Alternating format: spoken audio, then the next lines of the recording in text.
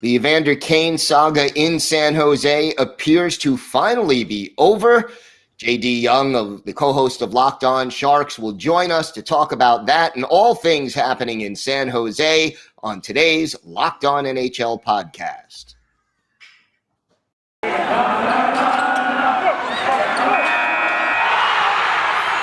You're Locked On NHL, your daily podcast on the National Hockey League. Part of the Locked On Podcast Network, your team every day.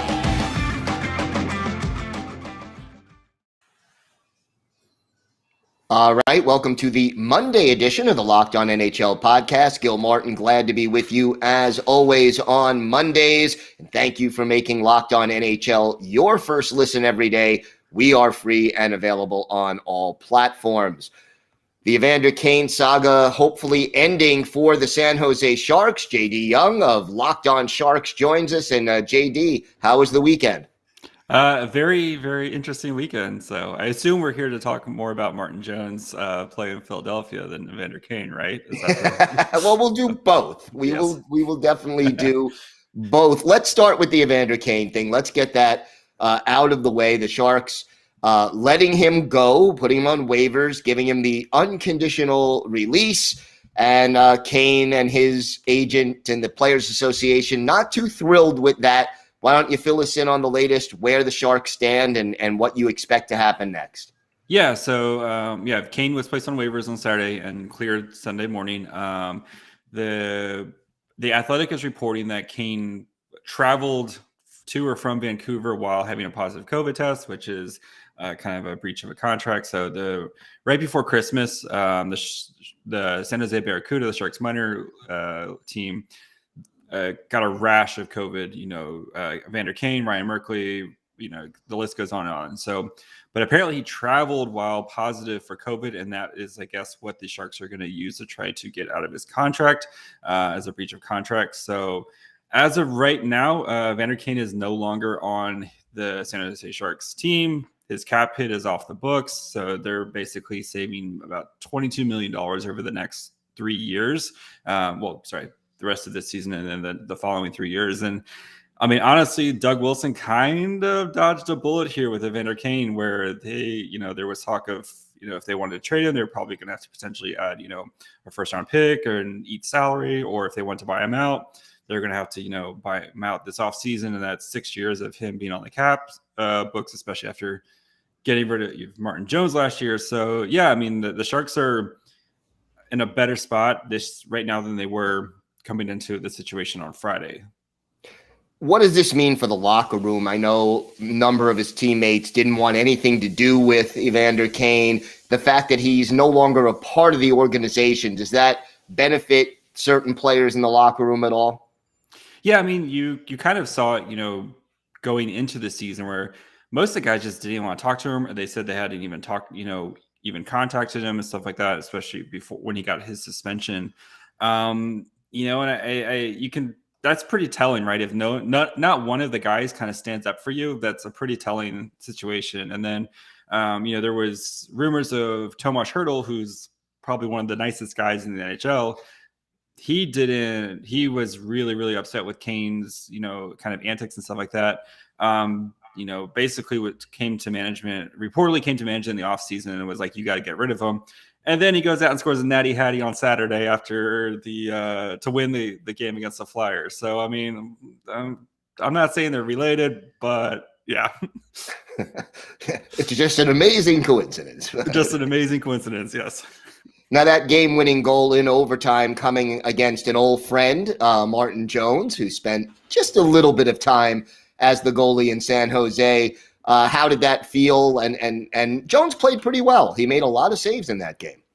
Yeah, it was, it was kind of a funny game because Adin Hill has been kind of up and down this season. And Martin Jones, the past 3 seasons with the Sharks, he had an .896 save percentage like each season. So at least if anything, he was consistent. But after 2 periods, the game was a 0-0 tie, and it was very much a goalie duel. But the offense kind of broke out, and especially with the Sharks right now, who are down several key players due to injury and COVID. Captain Luca Torres out with COVID. Erik Karlsson and Jacob Middleton are both injured right now. Nick Bonino was put on the COVID list right before the game on Saturday. So it was basically Hertl and Meyer and Brent Burns doing a lot of heavy lifting in that game. And, that was enough to pull out a win against the Flyers team, which has also kind of been facing their own COVID and injury issues as well. Yeah, I mean, is there any team right now in the league that hasn't or isn't? I mean, yeah, so, it's been really bad with the COVID issues. So it's just the teams right now keep trying to scrap these wins together. So, the Sharks right in the middle of the hunt for a playoff spot right now in the Pacific Division, Western Conference. They're tied with the Kings, but the Kings have a game in hand. They're 1 point behind Calgary, 4 points behind Anaheim. We're getting close to the halfway mark of the season. Give me an assessment of this team through the first half. Your guess is as good as mine, because some nights they can just look absolutely terrible, like we saw against the Red Wings, where it was just horrible execution. And then even like the first half against the Penguins, where they give up 4 goals in the first 6 minutes.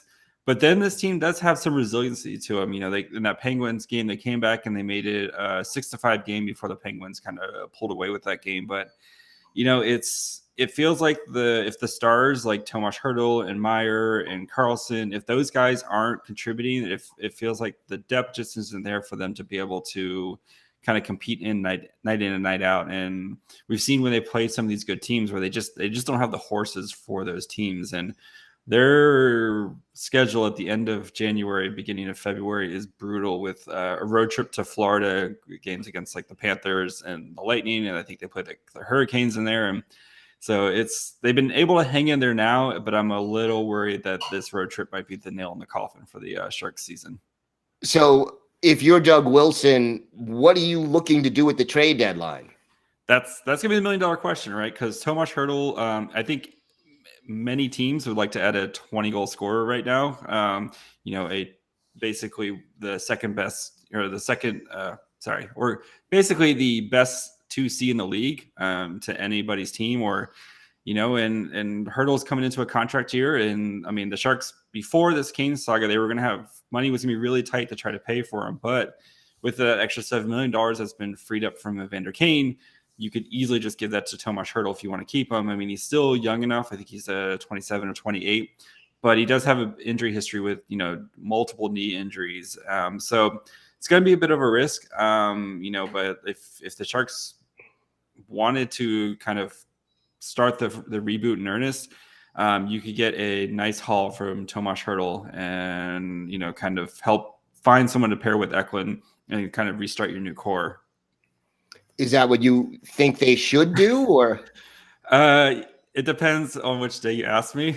Some days I'm like, you know what, tear this thing down. It's ready to reboot. But then you see like Tomas Hertl, it's hard to imagine Tomas Hertl not wearing a teal jersey. And, so it's going to be really interesting. I don't envy Doug Wilson going into the next couple of weeks here with the trade deadline coming, but if I had to guess right now, I think the Evander Kane contract being moved makes the path easier to retain Hertl.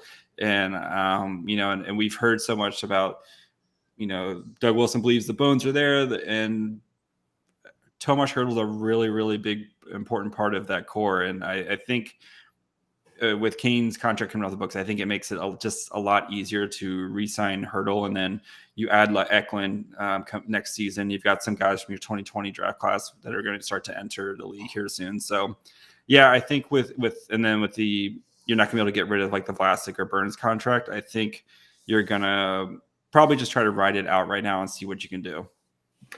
JD, why don't you tell our listeners and our viewers where they could find your show and where they could find you on social media?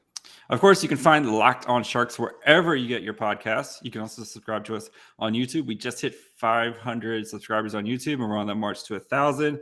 I made a dumb video on Twitter where you can find me on my fry hole celebrating our 500th our 500th subscriber on YouTube, where I recreated the jumbo slide after Joe Thornton won an overtime playoff game against the LA Kings. My dog is easily the best part of the video, so please go enjoy that. Awesome. I mean, you always have creative stuff up there. Also, I'm at my fry hole on Twitter. That's probably what you want to go find. So, all right, JD Young, always a pleasure to have you back on the show. All right, thanks, Gil.